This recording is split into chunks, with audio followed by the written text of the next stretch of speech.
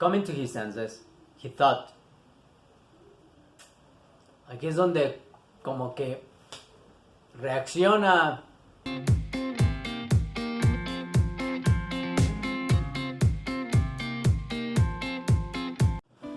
Hey there, welcome to Inglés conmigo. Estuve pensando que dentro de lo que es el proceso para que una persona hable el idioma, también es importante que desarrolle el listening, sí, el oído. Y bueno, tengo una historia. Voy a leer esta historia que fue ya contada hace muchísimos años y tal vez la reconozcan. Si la reconozcan, díganme en sus comentarios a ver si saben qué historia es. Y principalmente para que pongan atención. No importa si no la entiendes toda, no importa. Si apenas estás comenzando, estás en ese nivel básico, probablemente sea difícil. Pero al final del video te voy a dar algunas de las razones por qué el listening no es muy bueno, el oído no es muy bueno, no se ha desarrollado todavía. Claro, aquí déjame decirte que el listening es algo de lo más, para la mayoría es lo más difícil de desarrollar. Okay, hay quienes tienen esa habilidad, ese talento y rápido lo entienden, saben bien lo que la persona o las personas dicen o de lo que hablan, lo entienden muy bien, pero hay quienes no y esa es la gran mayoría, pero es una cuestión de práctica. So, I'm gonna read the story, okay? Here we go. This is the story about a man, and this man had two sons, okay? Listen to it. A man had two sons, and the younger son said to his father, "Father, give me the share of your estate that you should come to me." So the father divided the property between them. After a few days, the younger son collected all his belongings and set off to a distant country, where he squandered his inheritance on a life of dissipation. When he had freely spent everything, a severe famine struck the country, and he found himself in dire need. So he hired himself out to one of the local citizens, who sent him to his farm. He hired himself out to one of the local citizens, who sent him to his farm to tend the swine. And he longed to eat his fill of the pods on which the swine fed, but nobody gave him any. Coming to his senses, he thought. Aquí es donde como que reacciona. Coming to his senses, he thought, how many of my father's workers have more than enough food to eat? But here I am, dying from hunger. I shall get up and go to my father. I shall say to him, Father, I have sinned against heaven and against you. I no longer deserve to be called your son. Treat me as you would treat one of your hired workers. So he got up and went back to his father. While he was still a long way off, his father caught sight of him and was filled with compassion. He ran to his son. So happy was he. Embraced him and kissed him. His son said to him, Father, I have sinned against heaven and against you. I no longer deserve to be called your son. But his father ordered his servants. What a father, man, what a father. Quickly, bring the finest robe and put it on. What would you do if this happened to you and you had two sons, and this one asked for his property, his inheritance? You give it to him, goes away. Well, let's continue. But his father ordered his servants, quickly, bring the finest robe and put it on him. Put a ring on his finger and sandals on his feet. Take the fattened calf and slaughter it. Then let us celebrate with a feast, because this son of mine was dead and he has come to life again. He was lost and he has been found. Then the celebration began.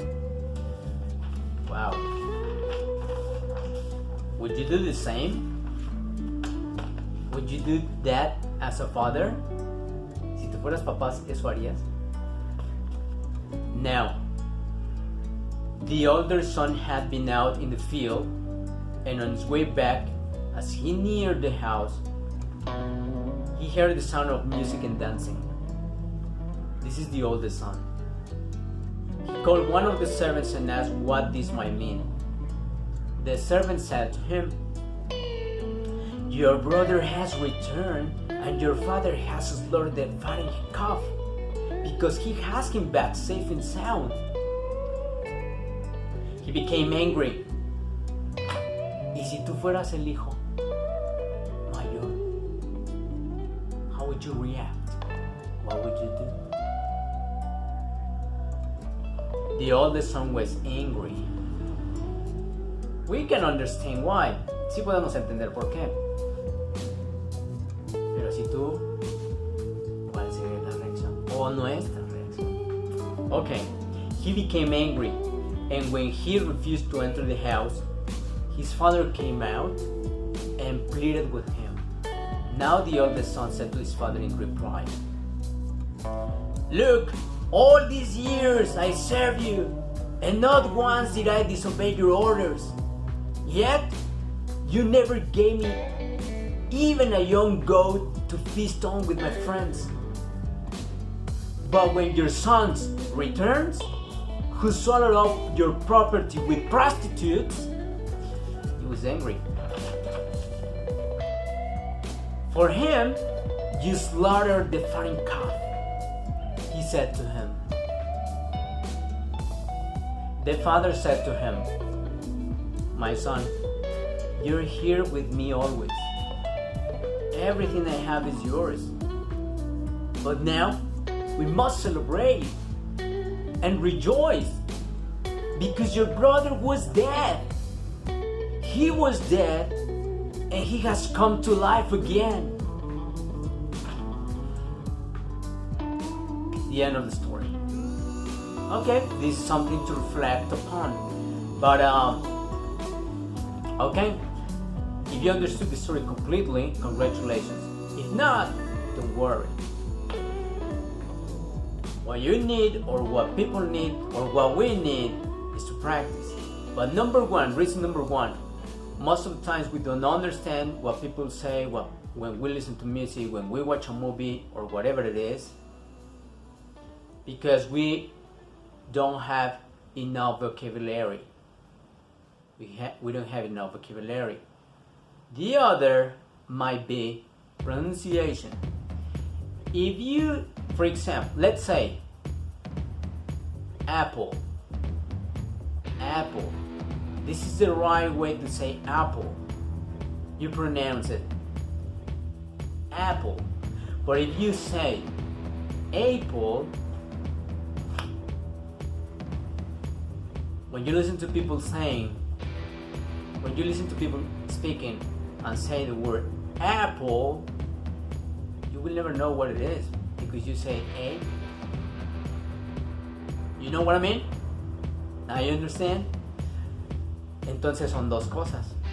Una, que no sabemos el vocabulario, o no tenemos vocabulario, y la otra es que si nuestra pronunciación es mala y no pronunciamos las palabras como debe de ser. Sí, a pesar de los diferentes acentos y pronunciaciones que tienen alrededor del mundo, quienes son de Australia, quienes son de Inglaterra, quienes son de Estados Unidos, quienes son de diferentes países, África, tienen una cierta pronunciación, pero en general la pronunciación es apple is apple. ¿Ok?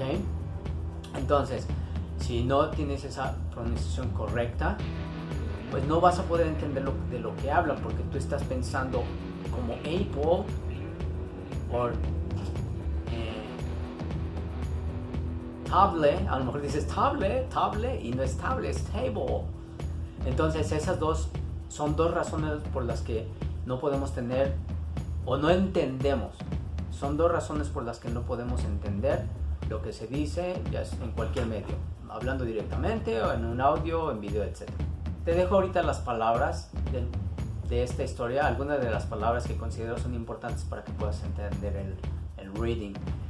Y una vez que veas las palabras y su significado, escucha otra vez la historia y estoy seguro que la vas a volver a... Ahora sí la vas a entender mejor. Y si la vuelves a repetir, va a ser todavía mucho mejor. Y probablemente, cuando tengas mucha más práctica, vas a poder entender cada palabra que voy diciendo. ¿Ok? Thank you very much, guys. Have a great day. Enjoy. God bless you all. Inglés conmigo. Goodbye.